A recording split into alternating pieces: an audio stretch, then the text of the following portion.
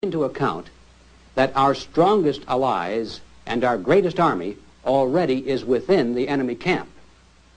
But these captive peoples behind the iron and bamboo curtains have learned the hard way that although American leaders talk a good line about world freedom, when the chips are down, they don't deliver the goods. You want to meet some bitter people?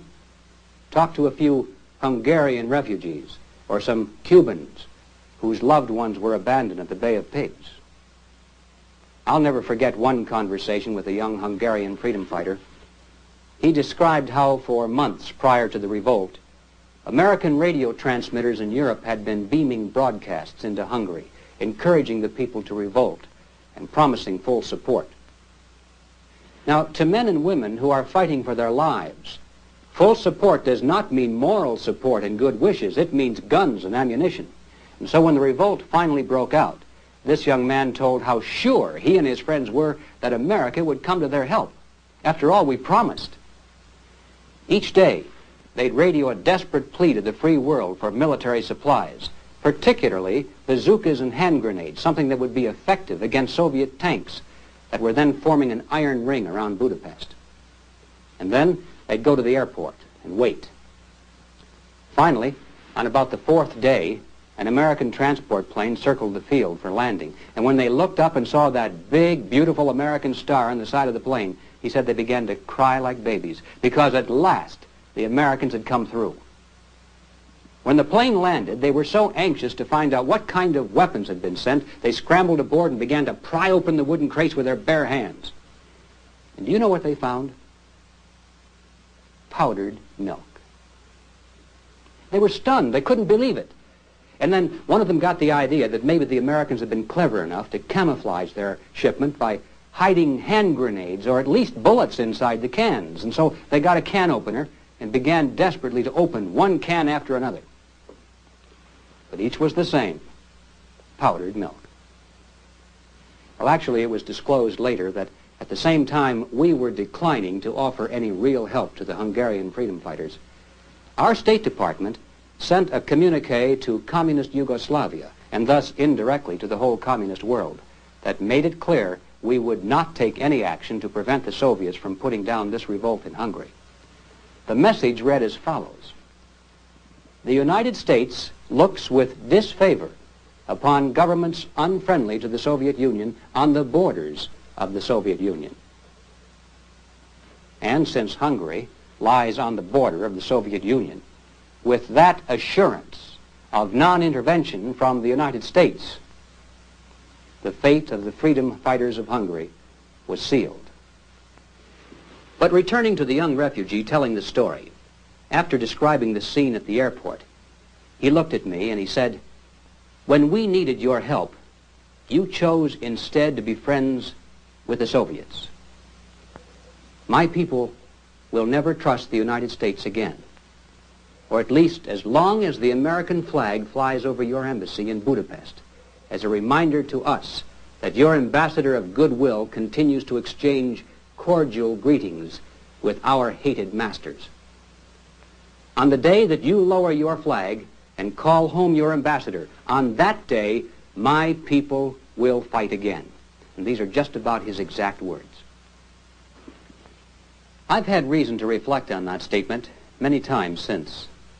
And I've come to the conclusion that if the captive peoples behind the iron and bamboo curtains were ever given any reason to believe that we were really on their side, instead of seeking an accommodation with their masters, it's my conviction that they would take courage, rise up as one, and topple their communist regimes the same way they were imposed in the first place, from the inside, and we wouldn't have to fire a shot. But we do have to stop helping the communists. We do have to stop dignifying their leaders as legitimate representatives of the people. And we do have to stand firm for a change and declare openly in word and deed our uncompromising dedication to victory over communism everywhere in the world. Now, ladies and gentlemen, that probably would be an easy place for me to end. 3 cheers for victory. But it's not quite that simple. I'd be less than honest with you if I closed it at this point, because we still are missing one final but very important consideration. Even though it's true that the bomb is primarily a psychological weapon today, and even though the chances are microscopically small that the bomb would be used in either our victory or our defeat, nevertheless, we can't entirely rule out the possibility. No matter how remote, it still exists. So now what is our position?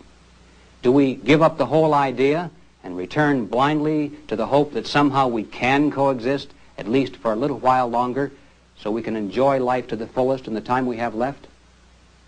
I think not. I have too much faith in the American people once they fully understand what the choice is. Putting it very bluntly, ladies and gentlemen, if we are not willing to risk our lives, our beautiful cities, and all the material things which we value for those principles in which we believe, then how can we have the audacity to send our sons into a foreign battlefield and ask them to give their lives for those principles? Are their lives any less precious than ours? As far as I'm concerned, when we send that first American soldier into battle, when we first ask him to be willing to lay down his life for us, we put the whole nation right on the line behind him.